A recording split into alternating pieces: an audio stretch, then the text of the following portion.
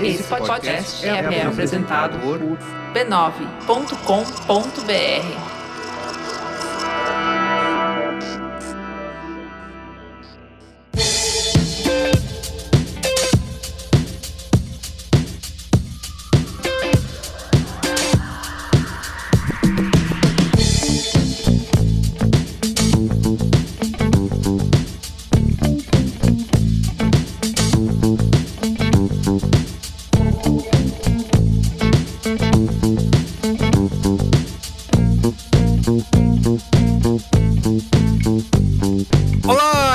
Merigo, esse é o Braincast número 499. Estou aqui com Ana Freitas. E aí, Ana, tudo bem? Tudo bem, Carlos. Tô meio sem voz, mas tô aqui, né? O que importa são os seus pensamentos, Ana Freitas. Sua voz pode vir do jeito que vier. Isso aí, tá certo. Iago Vinícius, e aí, Iago? Como vai? Eu, assim como Larissa Tomásia, tô por aí espalhando fake news, mas espalhando verdadeiras também. Ah, excelente. E aí, Luiz Assuda, tudo bem? Fora do ilho! E o outro aí, trazendo futebol pra pauta. Acho que é importante, hein? A gente vai ter que criar uma nova editoria. Eu não entendi essa piada. Fiquei feliz que o Carlos contextualizou pra mim que é negócio de futebol. Esportes. Repertório que eu não possuo mesmo. Muito bem. E temos aqui um convidado incrível, Chico Cruz, que é diretor executivo do Internet Lab. E aí, Chico, tudo bem? Se apresenta aí pra nossa audiência. Fala, pessoal. É um prazer estar aqui com vocês. Conversar de uns assuntos fáceis, tranquilos. Isso aí. E sem nenhum tipo de controvérsia, né? Que a gente vai conversar hoje. Exato. Eu sou diretor executivo do Internet Lab, que é um centro de pesquisa em Direito e Tecnologia. E, além disso, estudo o assunto. Fiz mestrado e doutorado nesses temas que a gente vai conversar, que são os temas de regulação da internet. Perfeito, olha só, então, são pessoas gabaritadas aqui pra gente falar, talvez, né, do PL das fake news, que talvez não devesse nem ter esse nome, porque trata pouco de notícias falsas, né? E mais a respeito... Já começou. E mais a respeito de crimes aí cometidos na internet, mas o que interessa é que, apesar da votação do projeto ter sido adiada, né, nessa última terça-feira, é uma discussão tá longe de acabar, né? A gente, como sociedade, enfim, ainda tem muitos pontos para discutir. Com certeza esse tema vai voltar à pauta aí para ser votado. E aqui nesse Braincast a gente vai discutir um pouco dos impactos aí do PL das fake news, né? O que essas questões todas relacionadas à liberdade de expressão, identificação dos usuários, fiscalização, remuneração de conteúdo jornalístico, direito autoral, enfim, tudo que o projeto apresenta e representa aí com seus vários pontos controversos e o poder aí das plataformas, né, diante disso, tá? Mas antes, acesse podcasts.b9.com.br para você ouvir vários dos nossos podcasts aqui da nossa rede B9, ou procure por B9 aí no seu aplicativo favorito, tá? Estamos em todos eles, inclusive no YouTube agora. Se você acessar youtube.com/B9, você pode ouvir e assistir o Braincast por lá, quando tiver Braincast em vídeo. Não é o caso desse, tá? Estamos gravando remotamente, mas da semana que vem, Braincast 500 é especial. Estaremos reunidos ao vivo e a cores em 3D. Se você está dormindo, pare de dormir agora, porque uma coisa muito especial vai acontecer na sua vida. Exatamente. Um número redondo tá chegando aí, que é o Braincast 500. Então, fique ligado, tá? E também... torne-se assinante do Braincast lá em b9.com.br/assine para você fazer parte da Braincasteria Gourmet, que é o nosso grupo fechado, exclusivo, personalité lá no Telegram. Quando o Xandão, né, deixa o Telegram estar no ar, tudo depende dele. Se ele não quiser, a Braincasteria cai, né? Talvez ele seja... Não. Só pra quem não usa VPN. Pra quem não usa VPN, Carlos. Quem seguiu dicas de Luiz Assuda em Braincasts passados... Pra quem usa VPN, a Braincasteria esteve no ar esse tempo todo. Perfeito. Primeira fake news que a gente derruba hoje. VPN não é crime, tá, gente? Você não vai ser preso por usar uma VPN. Você só vai mudar a sua configuração. Então é isso. Você faz parte da Braincasteria Gourmet e tem acesso aos nossos Braincasts secretos, né? Que são episódios exclusivos para os nossos assinantes. Então é só acessar b9.com.br/assine para você descobrir como fazer parte. Tá bom? Então é isso. É isso!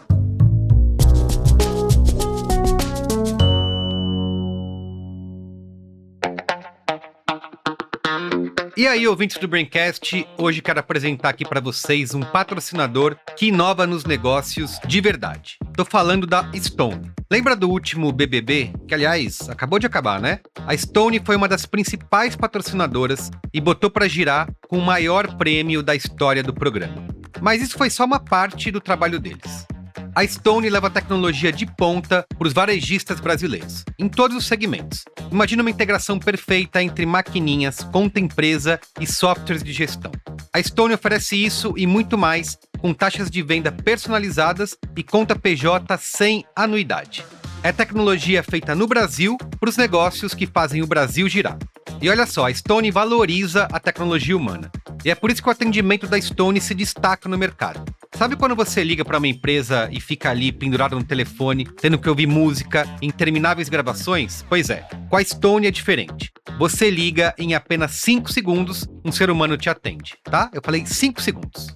Além disso, consultores de negócio visitam o seu estabelecimento para entender como que a Stone pode te ajudar a vender mais e melhor.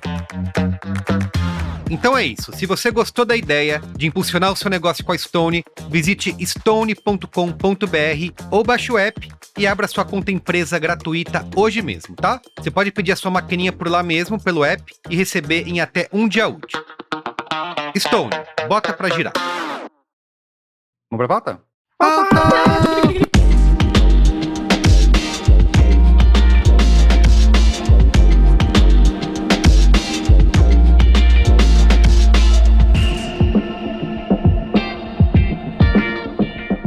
Muito bem, vamos lá, por onde começar, né, com essa discussão toda, são muitos temas num só, mas eu queria começar com a controvérsia que eu trouxe lá no começo, né, na introdução desse programa, que eu falei que o PL, né, o projeto de lei, o PL, não confundir com o partido PL, mas o PL, o projeto de lei das fake news. Apesar de eles terem muito a ver, ambos. Tem muito a ver, exatamente, tem muito a ver. Tem muitos grupos a favor, muitos grupos contra, né? E um deles é justamente o PL, o partido. Eu queria entender com vocês se é justo a gente chamar de PL das fake news, porque eu acho que dá um entendimento errado, né? Quando a gente fala que vai controlar, é um projeto para controlar desinformação e fake news, mas quando a gente vê o projeto, não é bem isso que tá lá, né? A gente tá falando de coisas que são crimes tipificados e etc e tal, e não exatamente a discussão que é muito mais cinzenta do que pode estar aí, né, na notícia falsa ou não, né? Na desinformação ou não. É verdade isso? Verdade isso, eu tô falando bobagem? Vocês sabem qual é o... Bom, já vou começando aqui, já entrei rasgando, né? Faça isso. Mas vocês sabem qual é o nome inteiro da lei? Porque esse é um apelidinho dela, né? É verdade, esse é um Olha, apelidinho. tem nome e sobrenome completo. PL das fake news de Orleans e Bragança, Ferreira... Exatamente, de Souza... Não, tô zoando. Mas o nome da lei... tá dentro desse projeto, né? Não virou lei ainda. Mas se virasse lei, ela teria um nome. O nome é Lei Brasileira de Liberdade, Responsabilidade e Transparência na Internet. Bonito. Não tem fake news no nome. É que nem aquele amigo que atende por outro apelido, que não está incluído no próprio nome. Sim.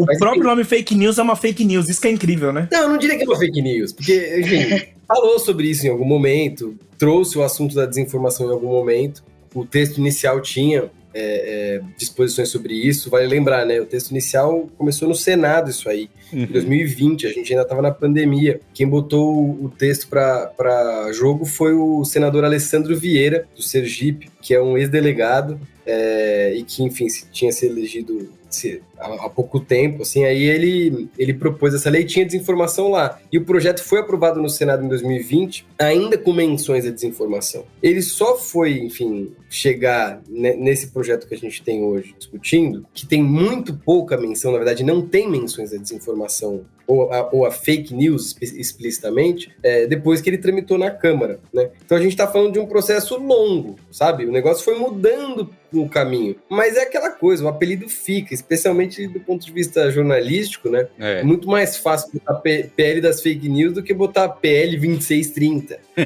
de 2020, né? Da perspectiva comunicacional, embora seja mais longo um nomezinho tipo PL da responsabilidade das plataformas é muito mais apetitoso para as pessoas falarem, parece. Responsabilidade, parece bom. Todo mundo tem que ter responsabilidade. Eu quero Apoio responsabilidade, né? Quem que vai Eu ser quero contra? responsabilidade pra todo mundo. Da responsabilidade, tá ligado? Só uma pequena reflexão. A questão de ter ficado em fake news é bastante prejudicial mesmo. Acho que no fim dessa rodada toda, a própria imprensa pode fazer essa reflexão, porque tava discutindo. Você tá cobrando demais, Luiz Assuda. Você quer reflexão da vamos imprensa? lá, essa é uma reflexão bem mais tranquila de ser feita. Tá bom, tá bom. Voltando ao caso futebol, mas acabou de ter um grande meia-culpa da imprensa em relação ao caso Cuca, vai. Então, talvez role em relação a isso. Não, mas aí eu tô dando aqui uma sincera opinião mesmo, carece de um estudo mais aprofundado. Mas fake news me parece que entrou já num campo semântico da opinião. Sabe, uma coisa meio... Eu tava discutindo isso com amigos outro dia, assim, as pessoas pararam de falar, o que você tá falando é mentira, é falso. E aí chamam de fake news, que quer dizer a mesma coisa, mas não quer, porque as pessoas não falam inglês. Então, vira aquela coisa de, não, essa é a sua opinião, entendeu? Que isso é uma fake news. Você está atribuindo uma adjetivação a essa importante notícia. Me soa um pouco, acho que a interpretação das pessoas em relação a fake news está nesse campo, e aí um PL chamado, né, PL das fake news, né, eu acho que contribuiu muito, muito pouco aí ao entendimento das pessoas sobre as fake news em si. Sobre o que trata a lei, com certeza, aí ficou bem pior. Eu acho que, tipo, no geral tem isso, sim, mas também tem o fato de que a população em geral considera, é o que você falou, assim, a população em geral considera fake news como uma coisa mais inofensiva do que deveria ser. Tipo, é um problema muito mais tenso. Acho que a gente já tocou nisso em alguns braincasts, mas se a gente, né, acho primeiro falando da ótica de comunicação mesmo, de propaganda. Tipo, se você quer aprovar um PL, você precisa do apoio da opinião pública.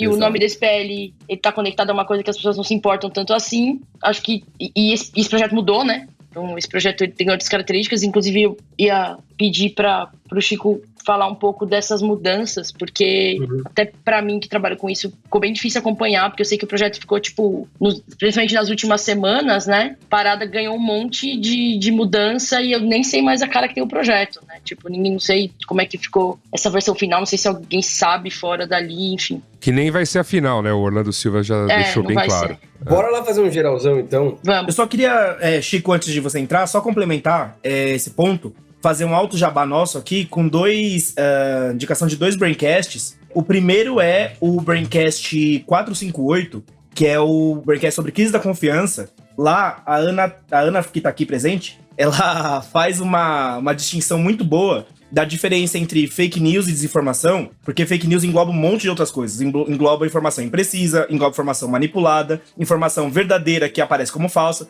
Então, acho que vale se deter um pouco nisso, para você entender qual que é o problema da gente jogar... o problema dos termos, né? A guerra tá muito voltada à guerra dos termos também. E aí, uma outra indicação nossa é o Braincast 411, CPI da Covid, com a participação do próprio senador Alessandro Vieira. Ele veio aqui, então já tinha esse acúmulo da CPMI, inclusive queria saber, Chico, depois, se o quanto desse PL é acúmulo da CPMI de 2019, e ele veio aqui no furacão da CPI de 2020, porque era uma CPI completamente afundada, ninguém sabia o que estava acontecendo, embora tava todo mundo vendo o dia inteiro. Então foi essa a nossa pergunta. Como é que tá todo mundo vendo e ninguém sabe o que tá passando, assim? Então acho que é só pros ouvintes mesmo complementar essa discussão, porque ela se aprofunda um pouco mais, assim, e a gente não sai do nosso mérito. Agora vai falar o especialista. Fala, especialista! Muito bem. Iago, o arquivo vivo do Braincast aqui. Boa! Não, mas eu acho que são duas dicas imperdíveis. Eu acho que a gente tem que se preparar para engajar nesse debate, que ele não é nem um pouco simples, né? Mas vamos lá, um geralzão. Tentando ser rápido, mas minimamente didático. O PL das fake news, né, o PL 2630, começou lá no Senado em 2020. A gente está falando de uma época de pandemia. A tramitação dos projetos de lei era muito diferente na pandemia. Por quê? Porque estava todo mundo em casa. Né? Então, os senadores também estavam em casa. Então, o rito era muito expresso. E muito por causa da pandemia naquela época, e principalmente por causa do pessoal no Senado e na Câmara, né? Os líderes do Congresso estarem muito pressionados, né? Pela primeira vez se sentirem muito pressionados, principalmente pela polarização política e pelos, enfim, extremistas, vamos dizer assim, que negavam a Covid e tal, de um dos lados. Eles falaram, não, vamos votar esse negócio, né? E começou lá no Senado, e no Senado ele foi votado muito rápido, foi votado em 3 meses, por volta dele, né? E foi relatado pelo senador Ângelo Coronel, que, vale dizer, tem como slogan fé, ação e alegria. Que é um... 3 coisas que eu odeio. Eu abomino as 3. Eu gosto da alegria. Bom, aí o projeto tinha qual cara nessa época? Era uma cara muito de olhar para a internet como um lugar para ser controlado e olhar para os usuários enquanto possíveis, né, criminosos. O que simbolizava esse projeto na época era a ideia da rastreabilidade. Vocês talvez tenham lembrado disso aí, né? O que era essa obrigação?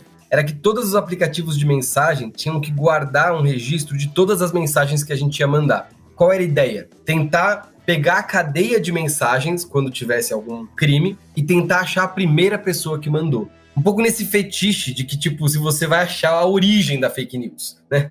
Mas assim, a gente sabe que nem todas as notícias falsas e os boatos, eles começam em uma rede e terminam na mesma rede. Eles ficam indo de uma rede para outra, né? Então, além de ser uma coisa muito excessiva do ponto de vista de coleta de dados, porque você vai tratar todo mundo como potencial criminoso e coletar dados sobre todas as mensagens que todos os brasileiros e brasileiras estavam mandando, né? Mas não necessariamente resolveu alguma coisa. Mas isso passou no Senado. Aí o que aconteceu? Foi para a Câmara. Na Câmara, o presidente da Câmara na época era o Rodrigo Maia. Ele falou, olha, vou jogar aí pro deputado Orlando Silva, que era um deputado próximo do Rodrigo Maia, por mais que eles sejam de campos políticos diferentes, e o Orlando Silva começou a trabalhar. Quando ele começou a trabalhar, né, dentro de um grupo de trabalho lá formado nessa época, teve várias audiências públicas, então assim, é verdade que o projeto não foi discutido? Médio. É verdade que ele foi discutido várias vezes, mas talvez os pontos mais recentes não foram tão discutidos assim.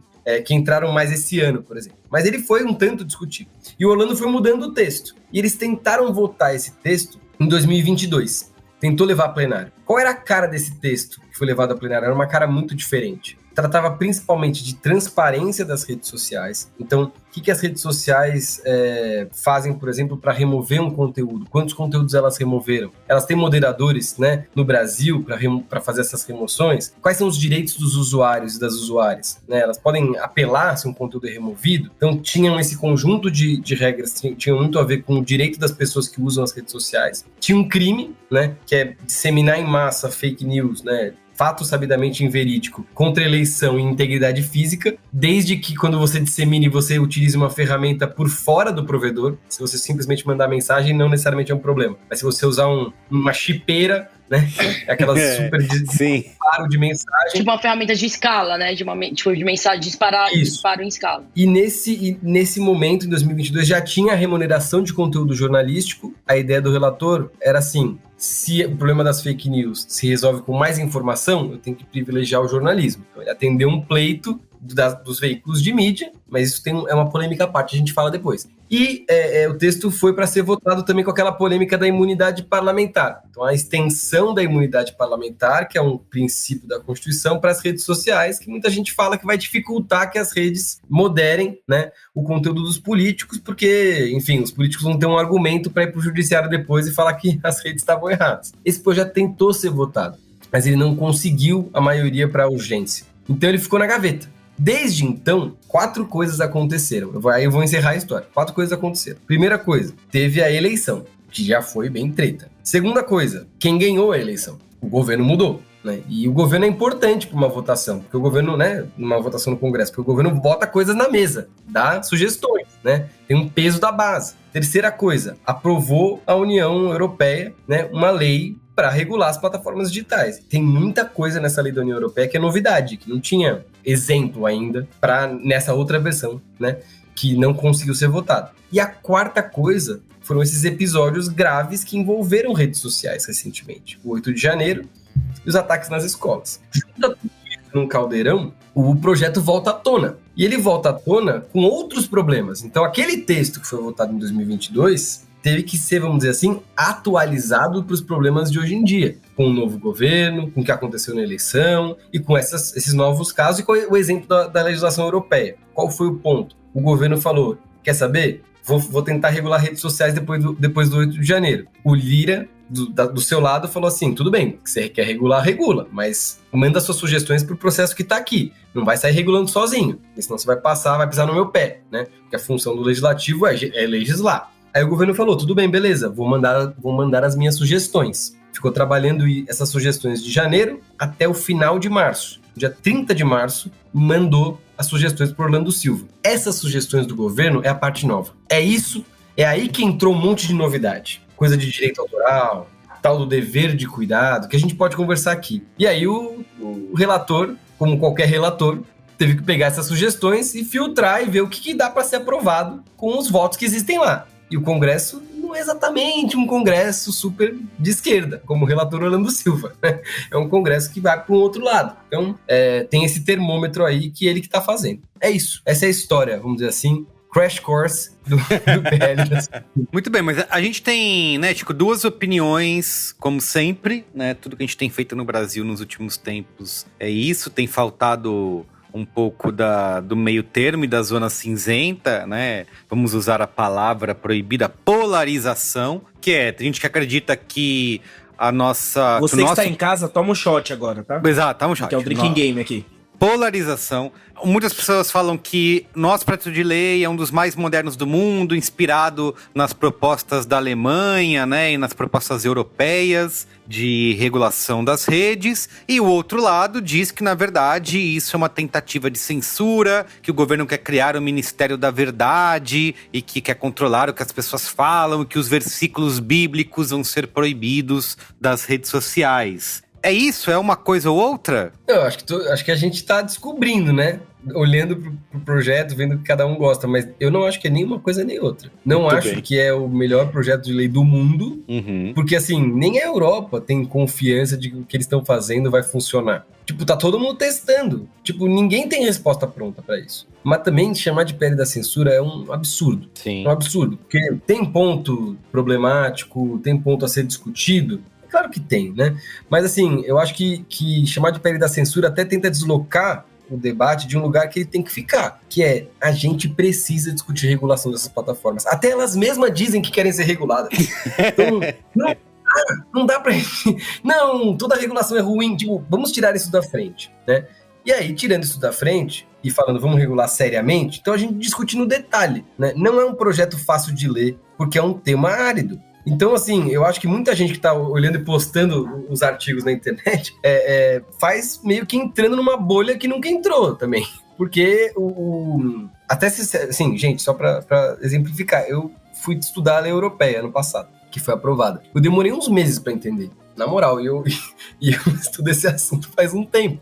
Porque é um assunto novo, um assunto técnico, um assunto árido mesmo. Diz aí, Ana, você ia falar uma coisa. Não, eu ia falar que, tipo, eu acho que a gente precisa só meio que separar e ir concordando 100% com você, dizendo não é uma coisa nem outra, mas o fato de que a extrema-direita, né, organizada comunicacionalmente, a narrativa que a extrema-direita encontrou para brigar com essa PL foi falar que é a PL da censura. Isso ia acontecer agora com o texto novo, isso ia acontecer com o texto antigo. Se não fosse PL da censura, ia ser PL de alguma outra coisa. E eles iam promover uma campanha de ataque a esse projeto, porque, de qualquer jeito, mesmo com o texto antigo, esse projeto não servia aos interesses que estão colocados para a extrema-direita.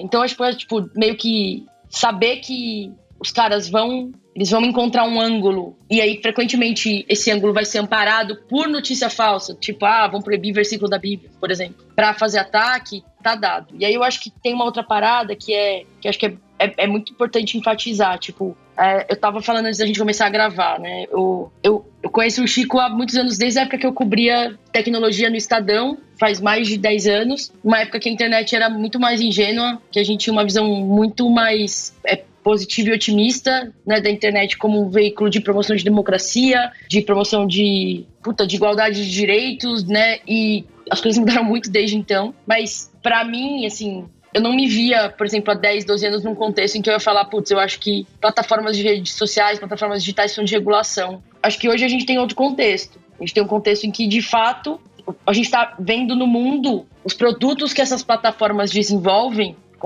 da maneira como eles são engendrados, explorando viés cognitivos que são, né, vulnerabilidades humanas, da maneira como a gente pensa, colocando democracia em risco, colocando a própria verdade em risco, gerando crise de confiança massiva, né, em todas as sociedades, sociedade ocidental e sociedade oriental.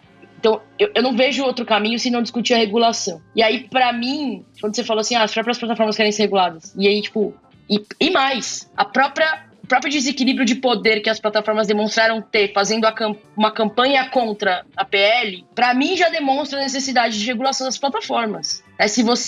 Eu vi um exemplo no Twitter agora, tipo, imagina, então a gente tem a regulação de alimentos a Anvisa regula o que a gente come. E a Anvisa proíbe que você sirva carne estragada, e aí vamos supor que essa lei não foi feita ainda, tá? E aí tem um restaurante vendendo carne estragada, uma grande rede. Vamos pensar aí, eu não vou citar nomes para não prejudicar o business do Braincast. Por favor. Mas uma grande rede de fast food que tá vendendo carne na data do vencimento, carne estragada. E aí a Anvisa faz uma lei, vai rolar um projeto de lei para a Anvisa poder regular e garantir que restaurantes não possam vender carne estragada. E aí esse restaurante, que tem um poder econômico gigantesco, faz um monte de propaganda, coloca letreiro lá na frente dos restaurantes e do rede fast food pelo país inteiro, mentindo, falando que essa lei vai ser muito ruim pra você e que essa lei vai estragar a sua vida. Então, tipo, você tem organizações que estão usando o poder econômico delas pra inclinar a opinião pública e aí, em muitos casos, atropelando as próprias diretrizes das plataformas. Eu vou dar um exemplo prático pra vocês. Em qualquer plataforma de rede social, depois do que aconteceu nos Estados Unidos com Cambridge Analytica e inclusive nas últimas eleições aqui no Brasil,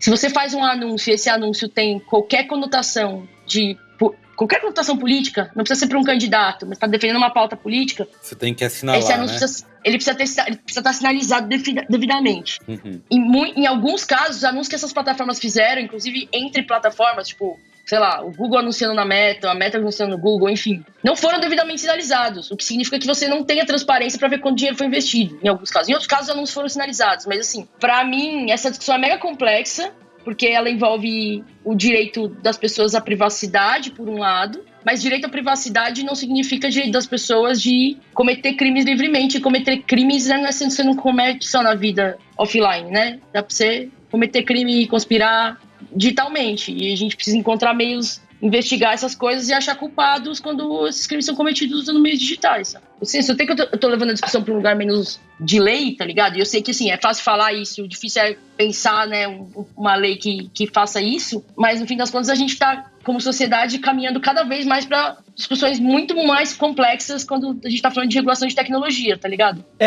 Eu acho que o mérito dessa discussão da legislação, e se você chegou até aqui e você ainda não percebeu, a gente tende a ser meio pró essa legislação, a gente acha bacana ter essa lei. Eu acho que esgotar o mérito vai ser muito difícil, porque justamente é o que o Chico falou aqui. É um grande trabalho, é um trabalho de anos, é um trabalho que a gente tá descobrindo ainda, a gente não tem como saber a amplitude disso, se isso vai dar merda, se der merda a gente vai ter que refazer, não tem como, é um risco que a gente vai assumir. Porque não dá, a percepção geral é que não dá pra ficar do jeito que tá, porque tá a casa da mãe Joana, a casa do pai João, a casa de todo mundo, assim. Juntos, assim, no mesmo metaverso, no mesmo terreno do metaverso. E aí, eu queria muito chegar num ponto que é como a gente vai disputar esse debate na sociedade, que é um debate que me surpreendeu. Eu já sabia que as pessoas tenderiam a ser meio contra e associar censura, eu esperava isso. Mas me surpreendeu o quanto a gente não consegue convencer as pessoas disso, quanto a gente não consegue falar sobre isso. Comunicar, e aí eu acho, né? que pra gente... E aí acho que pra gente chegar nesse lugar, antes até, a gente precisa falar um pouco disso que você trouxe, Ana, que é do trabalho de ativação muito radical e muito forte e com muita... com todos os pés no peito, com todas as garras... Assim, eu senti que as big techs aqui, Google, nomeando, Google e Spotify, enfim, Twitter principalmente, botaram completamente as garras de fora de uma forma que aqui no Brasil, pelo menos, eu não tinha visto ser feita. Assim. Pois Sim. E aí muita gente questionando, porque assim, contextualizando, se você tá ouvindo isso daqui 6 meses, o Google colocou um banner na home do site dizendo que o PL vai prejudicar a internet. O YouTube colocou um banner na aba de criadores do YouTube, dizendo que se alterar a forma, eles iam deixar de ganhar dinheiro por conta desse PL. O Twitter, enfim, é o Elon Musk respondendo Fantástico com Cocô, o Elon Musk deixa pra trás, né? Mas as plataformas foram muito pra cima, de uma forma muito coordenada, muito organizada. O lobby no Congresso, a partir das plataformas também, foi uma coisa muito intensa. Elas tinham uma preocupação aqui no Brasil de se mostrarem meio boazinhas, meio a gente é amigo de todo mundo, e isso acabou. Essa boa fase acabou. E aí muita gente questionando até hoje, inclusive colunistas, que são caras de pau, assim, questionando se a gente não tá sendo maldoso de ficar criticando as plataformas e dizendo que isso é abuso de poder econômico. E eu quero dizer, antes da gente começar a comentar isso, que abuso de poder econômico foi uma lei criada lá no passado. A pessoa que criou isso viajou no tempo e viu o que ia acontecer, e ela criou essa lei pra esse momento. Se tem uma coisa que é abuso de poder econômico, foi o que aconteceu essa semana, assim. Foi um escárnio com o povo brasileiro, e aí eu acho que isso vai dizer muito sobre por que a gente não consegue falar sobre isso na sociedade. Eles estão interditando o debate na sociedade. Então acho que vale a gente comentar um pouquinho isso, pra dizer o risco disso e por que isso não pode, a gente não pode mais deixar isso acontecer. Se já era um problema correr solto, como estava correndo, quanto à política, quanto à violência dos usuários, isso já era um problema grave, ficou muito mais grave quando é as próprias plataformas que entram de sola nesse ponto, assim. Acho que vale a gente falar um pouquinho sobre isso, para não ficar parecendo que foi uma ação pontual, só uma campanha de banners que passou. Essa parte, Iago, acho que o Chico e a Ana querem falar, mas é a parte que me deixou mais assustado, assim, né? Porque eu tava acompanhando toda a discussão do PL das fake news, meio que de rabo de olho, sabendo que tinha algumas propostas ali que, pra mim, eu também acredito que são necessárias, a gente tem que ter algum tipo de regulação e que isso vai mexer no faturamento das grandes plataformas que dependem de publicidade, mas enfim, acho que é uma questão que a gente tem que peitar, assim como nos Estados Unidos você leva o CEO da empresa pra depor no Senado, a gente tem que fazer isso aqui também. Essa galera tem que prestar contas de alguma maneira, e isso tem que ser discutido. Não sei em que ponto que a gente vai chegar no final, mas isso tem que ser discutido. Agora, o que foi feito nessa semana foi o que me deixou realmente apavorado, né? Porque no caso do Google não é nem um banner, é uma frase na home, e isso tem um poder muito grande. Tem um outro, um áudio, um spot sendo veiculado no Spotify, então o controle que essas plataformas têm é muito grande, né? Como que eles podem pautar o debate, eu acho que isso é o que me deixou realmente mais preocupado, assim, e o que acaba provando quase que a necessidade de existir uma regulação, né? Não sei se eu me assustei à toa. Digam aí. A gente tá diante de por isso que, né, acho que fala do Chico, é muito na linha do tipo, a lei da União Europeia também tá tentando e tá descobrindo o que é genial, o que funciona e o que não funciona. Então a gente tá diante de um contexto de sociedade recente, né, de alguns anos pra cá, que é um contexto óbvio, mas que eu vou repetir, que é o contexto de uma mudança de paradigma e de poder comunicacional. E aí você tem, naturalmente, acho que a gente, né, vem discutindo e a gente entende de maneira mais ampla o quanto é desnivelado, tem um desequilíbrio no poder que essas plataformas têm de alcançar as pessoas, do ponto de vista de mídia, né? Porque é isso, você tem aí três grandes plataformas que atuam no mundo todo, que tem, em termos de espaço, vou chamar de espaço publicitário, tá? Mas assim, uma capacidade monstruosa de alcance granular ou massivo, de qualquer jeito, e até capacidade de microsegmentação muito sofisticada. E aí o que a gente viu foi essas plataformas todas ligando uma chave para fazer uma campanha conjunta em direção a um tema. A gente viu essa máquina que a gente já sabe que era problemática, que todo mundo, o Chico, né, quis pesquisar isso, fala sobre isso, lê sobre isso, muito galera, né, muito... Olha aí, tem um monopólio, né? Porra, tá desnivelado. E que outros temas eles poderiam se engajar, né, Ana? Que, assim, é isso. Exato, a gente viu isso ligado no máximo. Mas do outro lado, tem o Xandão. Xandão! Não, eu puxei isso só porque, assim, é um processo de escalada, né, gente? Um lado vai lá e avança. Aí o outro lado vai lá e usa mais armas que tem. Aí o outro lado vai e usa mais. Enfim, a coisa vai escalando, né? Então, os caras fizeram isso, e aí, enfim, eu considero que a reação do Ministério da Justiça e do ministro Alexandre também alimentou narrativamente o que eles queriam. De que, olha aí, se o governo, para quem já estava na narrativa do PL da censura, é muito fácil falar assim, olha aí, se o governo sem a lei já faz isso, de ir pra cima da empresa que tá dando a sua opinião, entre muitas aspas, não que eu concorde desse jeito, tá? Mas, tipo, tô entrando na cabeça dos caras. Se o governo já faz isso assim, imagina com a lei. O Telegram tava fora do ar nessa semana, né? Então... Eu acho que era um outro ponto. Olha aí, o que eles vão fazer, estão censurando, né? Eu acho que tem uma... Assim, precisava calibrar um pouco essa resposta. Não que, do ponto de vista da discussão de abuso, não existe a discussão para ser feita. Eu acho que existe. Mas eu não sei se isso ajudou, por exemplo, no processo de votação, né? É um tumulto. E aí eu acho que o que o Google fez com isso, né, por exemplo, de jogar na página, eu fiquei pensando no conceito de entropia, que é o grau de desordem num sistema. Quanto mais entropia, mais desordem tem dentro daquilo. O que o Google fez? Pensando no poder informacional, Ana, que você estava falando. É jogar um puta de um canhão. Tipo, olha aí, todo mundo que nunca ouviu falar disso na vida. PL 2630 na cara de vocês. E aí, isso jogou a entropia, ou seja, a confusão, pro alto. E assim, toda ação tem uma reação, né? Esse é o ponto. Mas assim, na discussão sobre o que a gente conversa com as pessoas sobre esse assunto, que eu acho que tem algumas vias de conversa muito boas. A Ana já falou uma, que essa regulação vai olhar para essas redes enquanto produto e o risco que o produto traz, né? Tem um artigo que agora está no projeto, que foi inspirado na lei europeia, que tem um nome meio pomposo, mas que eu acho interessante a gente analisar, que é o artigo que fala sobre análise de riscos sistêmicos. Uhum. O que é riscos sistêmicos? São os riscos que decorrem dos sistemas. Quais são esses riscos? Tem lá 5 hipóteses. Uma delas, por exemplo, é integridade do Estado Democrático de Direito e das eleições. Se as plataformas, a cada ano, passam a ser obrigadas a fazer uma análise no que os seus sistemas podem causar risco para isso e apresentar medidas de mitigação, é exatamente o que a Ana está falando. Tipo, vamos pensar em como fazer esse produto ser mais seguro. E não é uma coisa que tem impacto direto no meu post. Tem impacto na arquitetura desse sistema, no jeito que o produto é apresentado para as pessoas. Então, aí tem uma via boa, mas eu diria que tem mais 2 vias. A segunda é pensar, regulação, censura. Tipo, acho que as pessoas têm que pensar o seguinte: a gente tem liberdade na internet hoje porque a internet brasileira é regulada. A nossa liberdade na internet no Brasil é garantida pelo Marco Civil, que é uma regulação. Se deixasse sem regulação, a gente não tinha metade dos direitos que a gente tem na internet hoje. Direito, por exemplo, a consumir uma internet que não seja uma TV que não seja igual uma TV a cabo.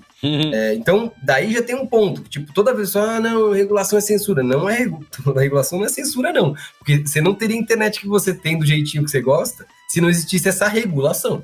E a terceira coisa que eu acho mais louco sobre o campo bolsonarista ou da direita, né, contra o projeto de lei, é que tem várias partes do projeto que protegem todo mundo, inclusive eles. Exemplo, o projeto cria um negócio chamado devido processo, né, na moderação de conteúdo. O que é moderação de conteúdo? É quando as plataformas vão lá e aplicam uma regra, né, delas na minha postagem. Tipo, remove meu post.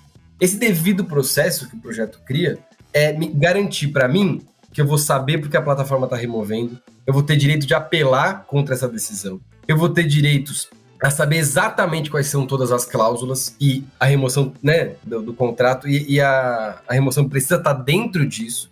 Isso entre outras coisas. Então, assim, os bolsonaristas reclamam o tempo inteiro que as redes são comunistas e que removem eles sem explicar e que não dão chance para eles se defenderem. O projeto cria instrumentos justamente para essas pessoas também. Então tem um lado aí que a Ana bem colocou, assim, que é um ponto meio narrativo. A galera também quer ser contra, porque se o projeto passar vai ser uma derrota política. Mas na hora de descer na prática, tem coisas que beneficiam todo mundo, inclusive eles. Exato. Né? Exato. Mas acho que tem outras coisas do ponto de vista narrativo que estão à mesa, né? A gente não pode tirar dessa conta o próprio avanço do Elon Musk em cima do Twitter e toda a história que isso conta. A gente não pode tirar dessa conta a narrativa das plataformas nos processos antitrust que tem a ver com a ameaça da China. Bom, se não tiver Google, se não tiver Facebook, então vai ser TikTok, meus amigos, né? E aí é China. E aí temos um problema, né? Acho que tem tudo isso tá em jogo também, porque além de bem articulada aqui, a extrema-direita é bem articulada globalmente, né mesmo, Ana? Então, eu acho que essas coisas entram na conta também, de que naturalmente haveria, né, uma grita da extrema-direita em cima desse projeto. Mas tal qual, Carlos, eu me assustei bastante com a resposta corporativa. Fez parecer que esse projeto que nós estamos votando seria tão ou mais crucial, né, do que, por exemplo, um processo de partilha dessas empresas. Que isso é uma coisa muito mais severa ali, né, para o ponto de vista de negócio deles. E isso está ocorrendo nesse momento. Acho que não teve esse rebuscamento das viradas de chaves que a gente viu aí nesse fim de semana. E para um assunto que, em tese, até seria bem-vindo por elas, porque elas mesmo sempre vêm a público dizer sim, nos regulem, claro, por que não? Né? Mas é que eu achei absurdo mesmo. Tem um outro lance nessa narrativa toda que pega o usuário, e a gente percebe isso com N outras plataformas, não só com as big mesmo, mas quando a gente fala, por exemplo, em regulação de aplicativos de entrega ou aplicativos de transporte ou qualquer coisa que exista. E existe um medo, né, de que, olha, eu vou regular e esse produto que funciona para mim não vai ser mais aquele. Então assim, eu entendo o medo do influenciador que ganha vida no TikTok, que ganha vida no YouTube, que ganha, né, daquela pessoa que se informa por essas plataformas, que mantém seus contatos, que, enfim, faz até própria coisa pequena. Então assim, a pessoa que faz a venda dos seus bolos via WhatsApp, a pessoa que... eu entendo esse assunto causar esse medo, não, mas eu tô falando muito sério, gente, porque... Vendeu o bolo de pote, né, Yasuda? Vai prejudicar minhas vendas. Mas quanto os seus brasileirinhos por aí fazendo isso? Porque, em cima desse ganho que eles estão falando, não, e a gente tá falando de uma outra coisa, uma outra coisa completamente diferente. Quando a gente tá falando em regulação, a gente tá falando, inclusive, pra essa pessoa que, se bobear, ela vai ter mais alcance. Porque essas plataformas vão ter que ser mais transparentes. Vai ter direito de saber porque foi desmonetizado, né? Exato. Vai ter direito de apelar se Sim. foi desmonetizado injustamente. Né? Por que o canal dela caiu sem explicação nenhuma? Mas é muito louco, assim, acho que esse momento em que a gente tá, mas acho que esses medos estão à mesa, né? E é muita coisa para ser combatida. Eu vou concordar que, assim, é muita coisa. Pobres de nós, seres humanos da esquerda, pensando aqui em como, sei lá, comunicar isso melhor para as pessoas, porque tem essa grita da extrema-direita e esse caminhão de mídia colocado nesse fim de semana de maneira absurda pelas big techs, e tem esses outros medos naturais. Então, às vezes, você vai lá e entra combatendo. Não, mas tipo, a resposta, né, a resposta governamental, a resposta dos parlamentares que estão muito ligados ao projeto, viram e falam, não, mas aí tem que regular mesmo, porque todo o mercado é regulado. Então já outras coisas começam a cascatear. Impostos, burocracia. No fim, tudo é uma questão monetária, né, Yasuda? Sim, mas todo mundo muito preocupado. O que eu tô dizendo é assim, tem 1 trilhão de razões para as pessoas estarem preocupadas. E a coisa toda acho que a única plataforma que tem a capilaridade necessária para tocar na preocupação bastante individual de cada ser humano em relação a medos que ela teria com essa PL seriam as próprias plataformas que a gente quer regular. E isso me entristece um bocado. O Chico falou do lance da derrota política, e aí isso me faz pensar que a gente sempre precisa olhar para esse tipo de debates de 2 perspectivas. Uma perspectiva é o impacto, é a disputa real, a disputa em cima de um projeto de lei, de uma legislação que vai ou não prejudicar determinados grupos. E você tem a disputa macro-narrativa, que é um campo tentando ganhar a narrativa do outro, e como isso é uma vitória no macro. Uhum. Então, e a extrema-direita, que é muito hábil com comunicação, sempre vai olhar para qualquer debate e ver onde eles podem ganhar a disputa narrativa. Vinde capivara. Nossa, vamos falar desse capivara, por favor? Eu queria... Eu tava segurando, mas vamos. Acho que, o lance é que não importa muito a cara do projeto. O que importa é que é um projeto que está sendo articulado pelo campo mais da base do governo. Uhum. E se é um campo mais da base do governo, então é uma oportunidade para a oposição que tá, né, que a força de oposição está centrada nos atores de extrema direita, criar narrativas para tomar. Eu não acho que a narrativa, porque a gente um discurso assim, esse debate foi sequestrado pela extrema direita nos últimos dias. Eu não diria que foi sequestrado pela extrema direita nos últimos dias. A extrema direita tá encampou a narrativa de liberdade de expressão para eles já faz alguns meses. Uhum. Desde o ano passado, com as decisões do Xandão, e conseguiu início no 8 de janeiro. Então, a gente tá vendo eles avançando com isso, e eles viram mais uma oportunidade de colocar isso no meio do bolo, tá ligado? Mas, Ana, não é só a extrema-direita, né? Porque, assim, tem uma visão da liberdade de expressão acima de todas as coisas, né? Que tem muita gente que tem essa visão mais liberal, que assim, não dá para você controlar o que você fala, porque senão isso vai ter consequências maiores, você vai... Logo, censura, né? Então, tem muita gente que defende a liberdade de expressão acima de tudo e de todos. E aí a gente tem um outro lado que defende que não, liberdade de expressão, ela vai até onde você não comete crimes, né? Então, eu acho que não é só a extrema-direita, né? A gente tem vários atores aí da sociedade civil que também olham meio com preocupação para um projeto como esse, né? Eu acho que faz sentido olhar com preocupação. Tipo, é um projeto delicado. Se a gente erra, a gente vai errar feio. Exatamente. Eu também acho. E por isso que nessa discussão, saindo do Fla-Flu, que nem a Ana falou, tipo, saindo da macronarrativa, quem tá preocupado vai lutar até o final para construir salvaguardas. Tipo, eu já falei várias vezes, quando as pessoas falam, você é a favor do projeto de lei inteiro? Eu sou a favor das coisas boas dele, as coisas ruins até o final. Eu vou falar contra. Mas isso não quer dizer que a gente não tem que enfrentar essas questões. Votar um projeto. Porque assim, se for o projeto 100% que o Chico ama, a gente não fez um bom trabalho. Tipo, bom trabalho é quando todo mundo não gosta pelo menos um pouquinho, porque significa que os outros gostaram um pouquinho também, porque a gente é diferente, né? Então, e só sobre essa coisa da liberdade de expressão, o que o projeto não fala, tipo, vai ter alguém que vai dizer o que é verdade e o que é mentira na internet. O projeto não diz isso. Mas, Chico, não tinha proposta do órgão que ia controlar? Que caiu, não né? Não serviria pra isso. Tá. Pra isso. Polícia Surpresa, o nome do órgão, né? Aquele perfil do Twitter, né? Ia ser ele alçado. Não serviria pra isso. Ele serviria pra avaliar se as obrigações que as plataformas têm que cumprir, tipo, entregar relatórios de transparência, entregar esses relatórios de risco, aplicar, né, seus termos de uso e tal, se de forma consistente e tal, se essas obrigações estavam sendo cumpridas ou não. Pode influenciar na forma como elas vão moderar o discurso nosso? Vão tirar ou vão remover ou não vão remover? Pode influenciar, mas é muito mais indireto do que o órgão ir lá e dizer isso aqui é mentira, isso aqui não é mentira. Porque quando a gente está falando dessa regulação, a gente não está falando de uma regulação que vai criar um novo crime. Tipo, até mesmo esse crime aí do que eu falei, que ela cria, que é um só, né? Tem muito mais a ver com uma disseminação massiva do que exatamente com dizer o que a pessoa pode falar ou não. Tipo, é crime de disparo em massa. Esse é o crime. Você não pode ficar disparando em massa. Tem mais a ver com o comportamento de quem tá fazendo. Agora, o que me parece é que a gente tá olhando para uma legislação que dá novos incentivos para essas plataformas fazerem ou deixarem de fazer certas coisas. Quais são esses incentivos? Né? É disso que ela tá falando. Quando você fala, a plataforma passa a ser responsável pelos danos de todas as publicidades que ela vender. Isso não quer dizer que a plataforma vai optar, vai ser obrigada, aliás, a remover um conteúdo ou não. Isso tem a ver com o incentivo que ela vai ter de olhar para aquela publicidade que ela está vendendo e topar vender ou não. Esse é o ponto, sabe? E ser mais criteriosa na hora de vender. Exato. E moderar mais o conteúdo que ela vende. Eventualmente, ela vai tomar uma decisão. Ela pode estar sendo incentivada a tomar uma decisão contra a liberdade de expressão. Isso a gente tem que admitir. Pode ser que se responsabilizar ela vai fazer com que ela tenha mais medo de vender aquela publicidade. Sim. E aí alguém pode achar ruim. Mas isso não quer dizer que alguém vai decidir o que é verdade ou o que é mentira, né?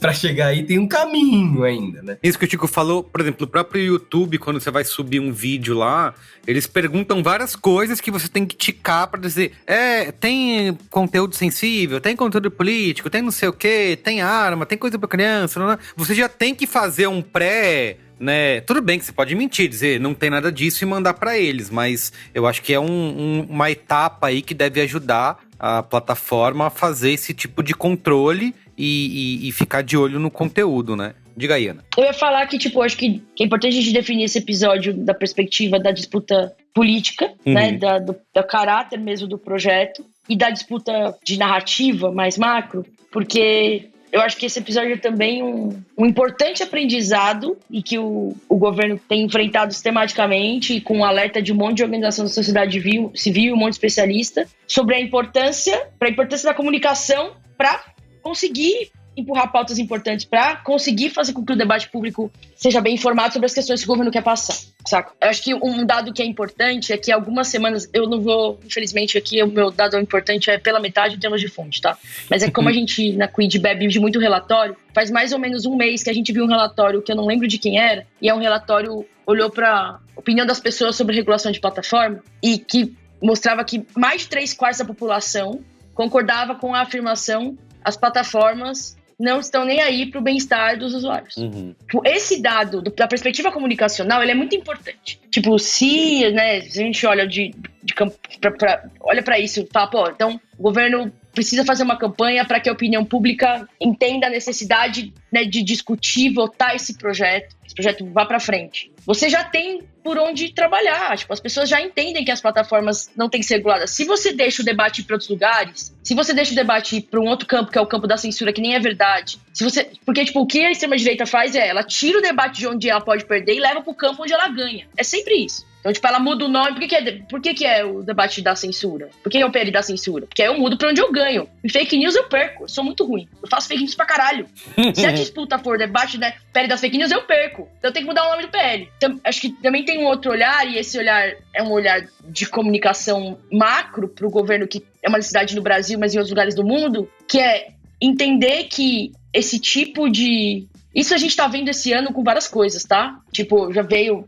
Tem discussões mais basilares, tipo... Nos redutos mais aprofundados da internet, a extrema-direita vai vender o discurso do regulação é ruim, você tem que ser libertário. E algumas pessoas vão comprar esse discurso. Mas massivamente a população, essa narrativa, ela é muito intrincada. Então ela não é a narrativa macro. A narrativa macro vai para um lugar censura. Todo mundo acha censura ruim. Eles tiram a discussão do lugar onde eles perdem e levam para onde eles ganham. Comunicacionalmente, a gente precisa ser capaz de manter a conversa onde a gente ganha. Tipo, se a gente ganha falando que é importante responsabilizar a plataforma, a discussão devia estar aí. Se a gente já entende que a maioria das pessoas entendem que plataforma não está se responsabilizando, estão sendo irresponsáveis, eles não ligam pro bem-estar, então é preciso trabalhar com isso.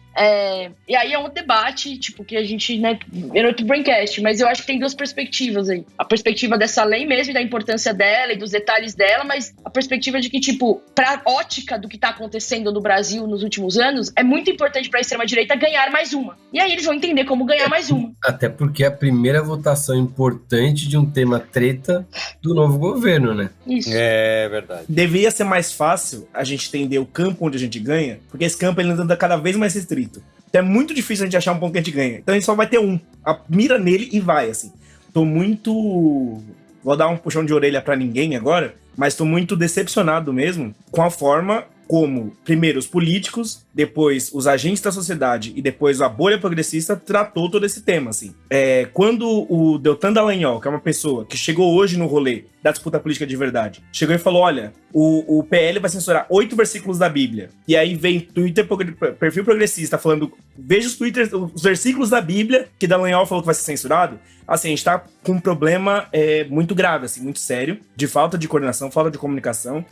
Existe um acúmulo de governo do PT mesmo, que é, bom, como todo mundo fala que nós é burro, nós não sabe ler, nós não sabe escrever, a gente vai chamar os melhores intelectuais do país, vamos fazer um bom processo aqui agora, um processo participativo de verdade, e vamos entregar para a sociedade um negócio legal, assim. A reboque, o governo parece ter entendido agora, alguns ministros vão participar de podcasts de caráteres duvidosos, porque faz parte, que tem que realmente chegar na cidade e contar para as pessoas o que precisa ser feito. Não adianta só fazer a coisa certa, precisa dizer que a coisa está sendo feita certa, assim. Mas o caráter simbólico, ele não é... Existe uma cultura aqui no Brasil de que quando você faz um bom projeto de lei, você não precisa disputar ele, né? Quando você só precisa disputar o que é meio cagado, assim, né? O que você precisa meio que defender, assim. E não, você precisa disputar tudo, que tá tudo em disputa mesmo. Eu acho que existe uma questão que é, a gente não botou o time em campo pra mostrar o que isso significa para as pessoas. A gente esqueceu de combinar com os russos o que era esse projeto de lei, e esse russo era o povo brasileiro. Agora tem uma sociedade participativa na internet que ela precisa de respostas. Eu acho que falta também uma dimensão de trazer para esse debate, que é, muito da falta de apoio ao PL é uma falta de comunicação, de dizer o que era esse PL, assim. Eu também acho. Tiago, mas eu não diria que é só comunicação, eu diria que é na política, cara. Total. Eu não separo mais. É que eu não separo mais.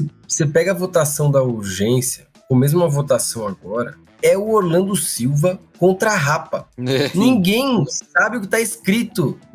Ninguém que seja dentro do campo dele sabe o que tá escrito, sabe defender direito. Só chega lá e fala pelas nossas crianças.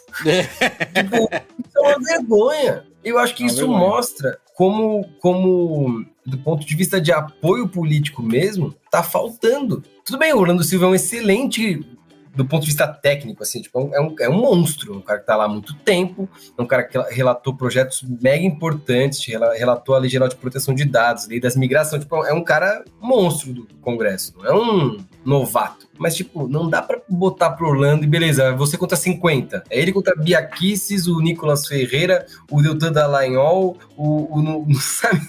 Todo mundo do outro lado. É complicado. Né? Então, você fica pensando, não, mas o governo, se o governo apoiar, fica tóxico, pode falar isso. Fica partidário. O governo não precisa sair apoiando, o Lula não precisa fazer um pronunciamento apoiando o projeto de lei. Eu acho que a gente tá falando aí de assim, chegar para quem tá, assim, teoricamente deveria se importar com o assunto, pelo menos, e falar assim, pô, vai estudar um pouco o projeto, ajuda lá a defender, né? Porque Orlando contra a Rapa é feio. E é por isso que o projeto não passou, porque foi Orlando contra a Rapa.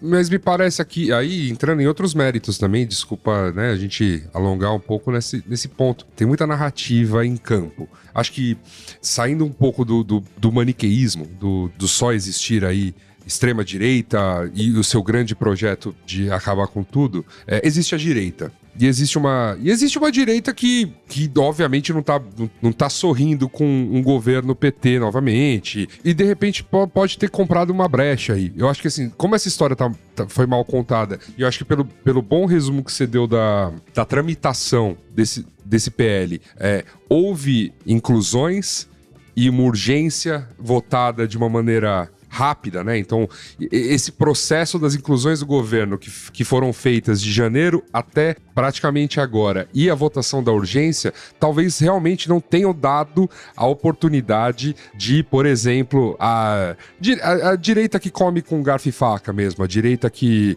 conhece um mínimo de etiqueta, discutir isso um pouco mais. E se uniram à grita, me parece, quando toca nesses libelos do liberalismo, aí essa coisa de livre mercado, regulação, aumento de impostos, tipo, eles ganham realmente o terreno fértil para pelo menos pedir um tempo aí. E foi exatamente o que eles ganharam nessa semana, um tempo. O projeto ia ser votado por urgência, mas aí de repente, não vai ter os votos, ok, isso volta para ser discutido, volta para ser esmiuçado, e até pro governo atual, ter esse tempo aí pra... Olha, eu sei que tá todo mundo com pressa, eu sei que tá todo mundo esperando uma grande obra, uma grande lei nova deste governo que está na casa aí há 5 meses. Mas não vai ser sem esforço, né? O Congresso tem deixado isso claro. Eu não sei, tô aqui floreando coisas. Eu queria perguntar isso pra gente encerrar, antes de ir pro Qual é a Boa, se quando esse projeto... Eu sei que não estamos aqui para fazer uma análise do cenário político, né? E de como que vai estar o humor de cada um na época que esse projeto entrar, mas se existe chance disso passar, né? Porque o que estava acontecendo é que antes a gente existia uma grande possibilidade disso acontecer, foi adiado justamente porque isso mudou, né, nem nos últimos dias, mas nas últimas horas, né? Eu acho que isso foi mudando. Se a gente vai conseguir realmente chegar em algum lugar ou se, sei lá, vai ser engavetado até um próximo grande atentado ou ataque aí, sei lá, que vai fazer de novo, como até o Chico falou, né? Tava lá parado até que se viu urgência no caso. Vocês acham que tem essa chance?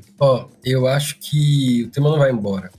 E não vai embora não é só porque pode ter um novo fato, né? Mas é porque tem forças políticas muito poderosas que querem botar isso pra frente. Não tô falando só do governo, não. Tô falando do Supremo, que tá falando toda hora, vou mudar o Marco Civil, vou derrubar uma parte do Marco Civil. O que ele tá sinalizando com isso? Se vocês não fizeram o trabalho de vocês, eu vou canetar aqui, né?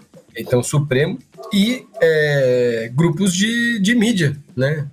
A Globo. Tá a favor, né? Não por acaso. É claro que, gente, tem disputa econômica. Todo projeto de lei tem disputa econômica. Daria para fazer um episódio só sobre remuneração do conteúdo jornalístico, porque é um assunto mega complicado. Tem coisas justas, tem pleitos justos, tem exageros, tem questões a serem levantadas, né? O próprio Google soltou aí, convido o pessoal, dá uma olhada, o próprio Google soltou um posicionamento que eles até falam, na nossa opinião, dá para ter um artigo sobre isso, mas teria que fazer desse jeito. Então eles até topam discutir, né? E botam coisas na mesa. Então é todo um assunto, e a Globo tá nessa, né? Então tem interesses muito poderosos colocados em jogo. Então se não for essa semana, vai ser em breve. O ponto é a gente pressionar para que até o final, as coisas que têm que ser ditas de controvérsia, de problema e tudo mais, sejam repetidas. Vai significar que a gente vai ganhar em todas? Não, mas é democracia assim. Vai chegar uma hora que a gente vai ter que votar as coisas e vai ter um que vai ganhar e vai ter um que vai perder. E o que perder, eventualmente, se tiver certo, vai poder apontar na cara dos outros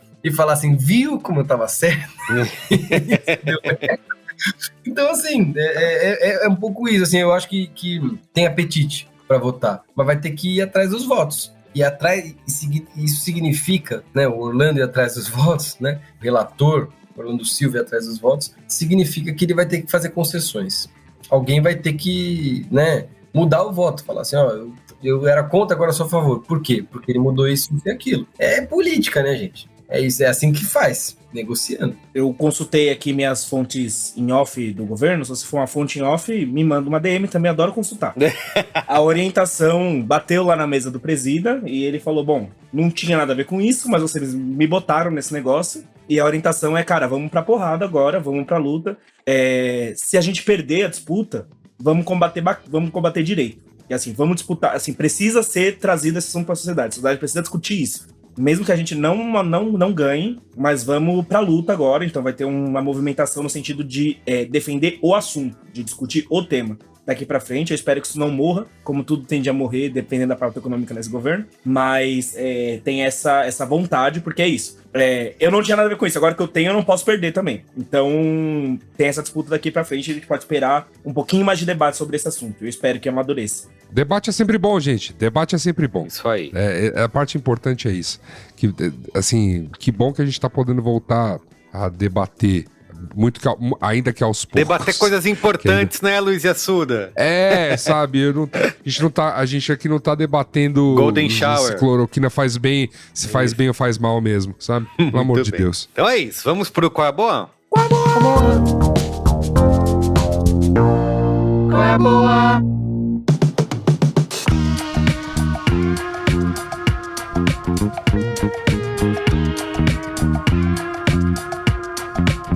Ana, você quer começar aí? Qual é que é? Vou começar. Vai. O meu Qual é a Boa, super contextual e conectado, é um projeto de comunicação que circulou essa semana, que reúne as principais mensagens e narrativas para ajudar a gente que tem interesse, né, que esse debate continue, que as pessoas se dediquem a olhar para a regulação, entendam a importância da regulação.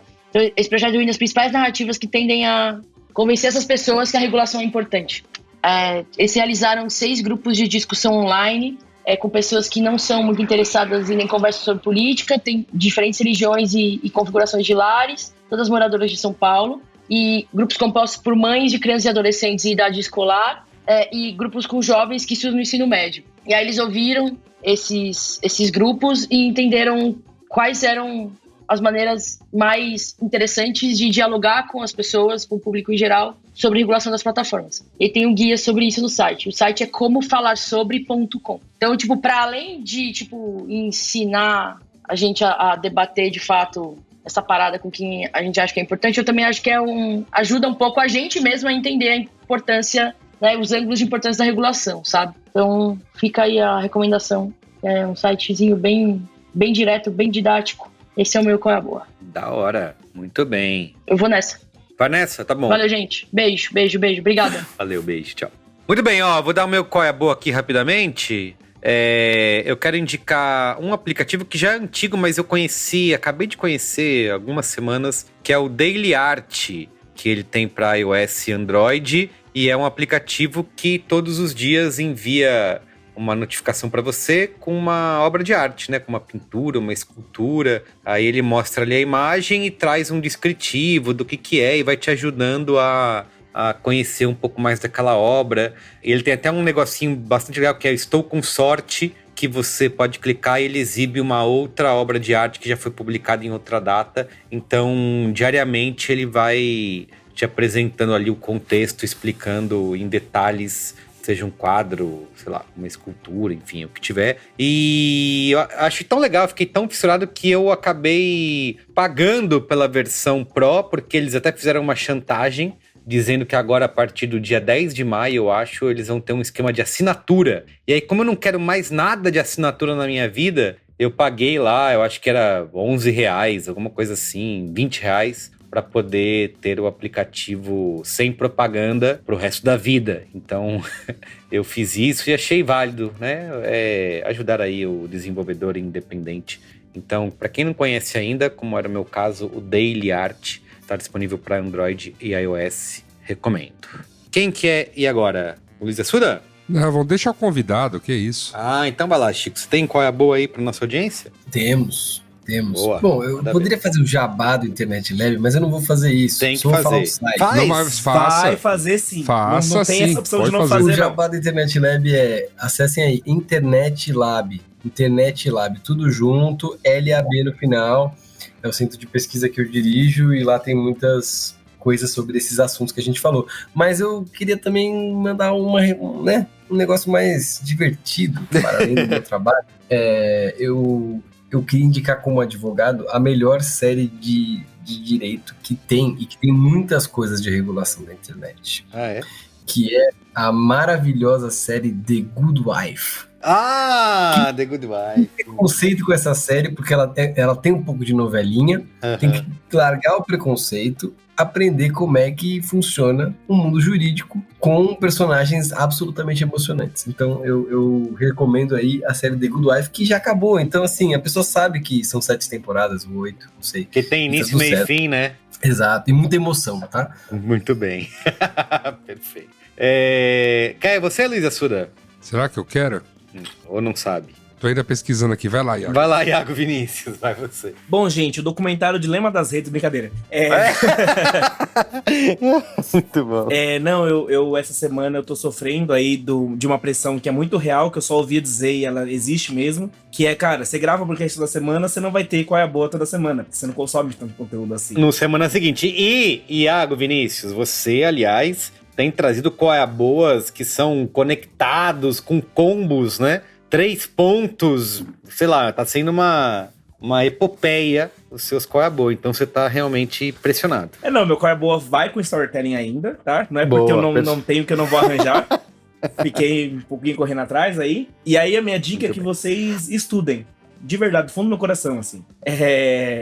Assuntos que convém a vocês, que vocês gostam, que se interessam, que vocês precisam e tal.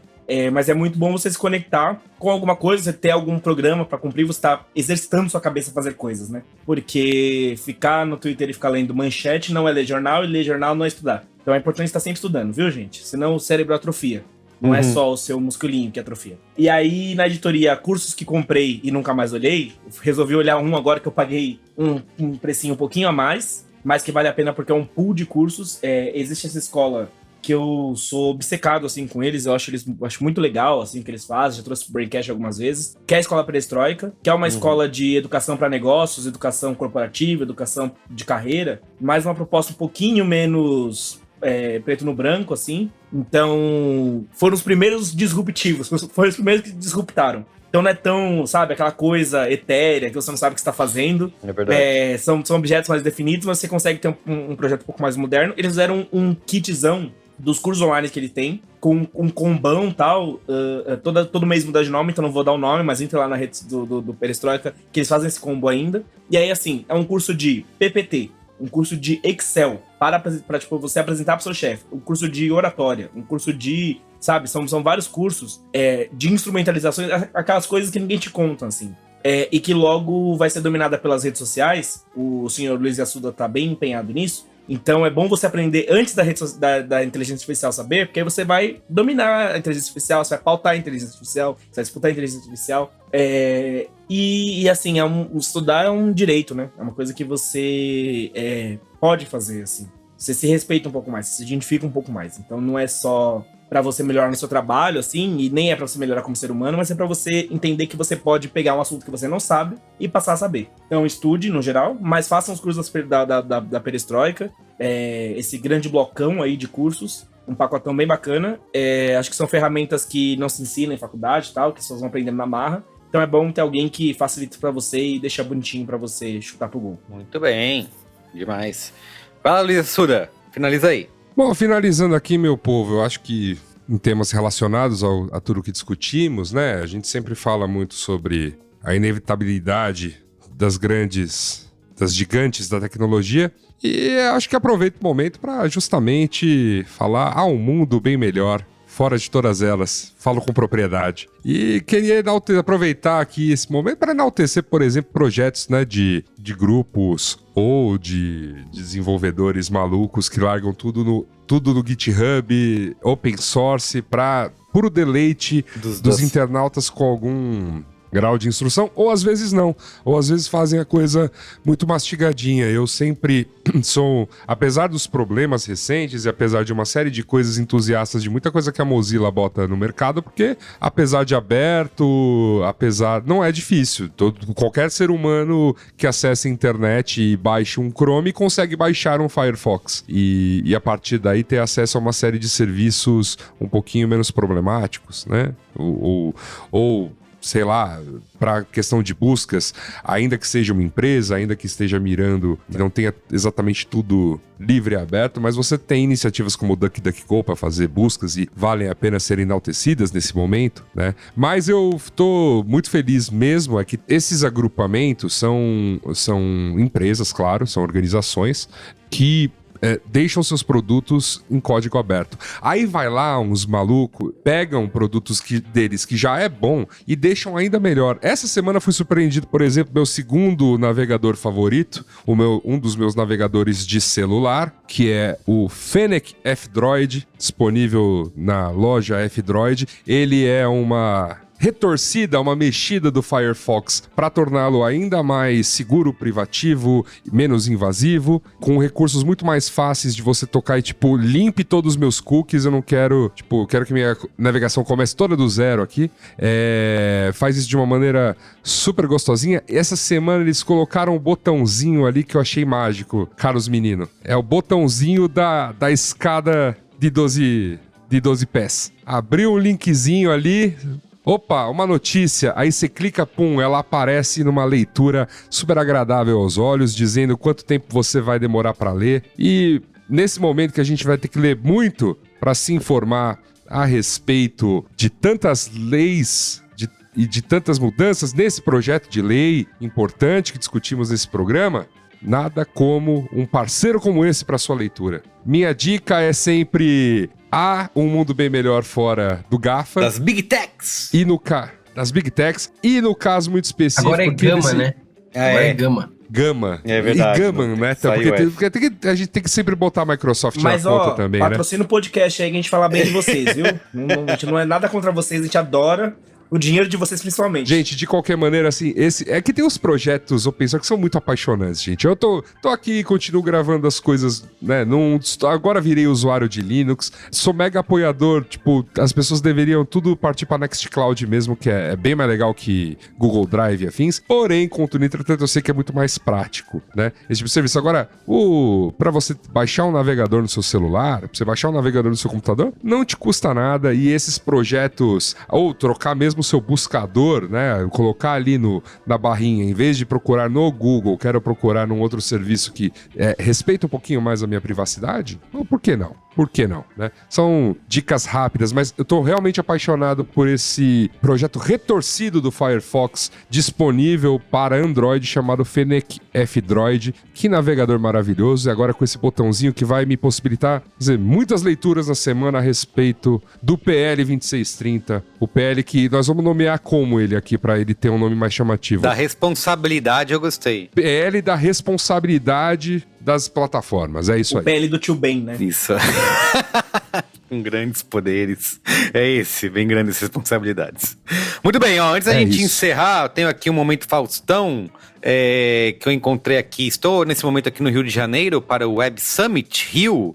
Encontrei o Patrick, eu não sei como pronunciar o nome dele, Patrick Guy, que ele é da Recruta.ai. Ele é super fã do Braincast, encontrei ele ali no evento. Encontrei outras pessoas também aqui no Web Summit que me pararam, Merigo, muito obrigado, não sei o que, viajei do Ceará até aqui. Ele tem muitos ouvindo fãs, tá, gente? Se você é fã dele, você é só mais um. Ele tem muitos. Que horror. Exato. Mas o que eu quero mais dizer do que a Amanda do BBB. o Patrick foi o único que falou as palavras certas, que é Momento Faustão. né? Eu fico... A pessoa vem falar comigo... uma regra clara, Uma gente. regra... Eu não pude. Eu fiquei até com vontade. Falei, pô, você não quer pedir o Momento Faustão? Porque aí eu falo lá seu nome no programa. A pessoa não pediu. Eu não sei se o Xandão ia depois me buscar em casa, né? Porque você sabe que tá na Constituição que só posso citar o nome se a pessoa falar o Momento Faustão, então não falo. Só falo do nosso amigo Patrick aqui, que pediu, usou as palavras certas. Obrigado, Patrick, pela audiência. E é isso aí. Se você me encontrar... Você perguntou pra lembre-se. ele se era Patrick ou Patrick, né? Ixi, boa, eu não sei nem o sobrenome, tô errando o nome também. É isso, Iago? Você é uma Obrigado. pessoa em geral Patrick aí. ou Patrick? Muito obrigado. Exato, você. Patrick ou Patrick? Guy ou Gui? Fique aí. É pra você especial. Muito bem. Então é isso, gente. Obrigado, viu? Um beijo, valeu, Chico. Foi incrível a sua participação. Valeu. Volte sempre aqui no Volte Braincast. mais vezes. Conta comigo. Porque esses assuntos de regulação, eu sinto que não vai acabar aqui. Não vai acabar tão cedo. Muito bem. Beijo. Beijo. Até mais, Tchau. gente.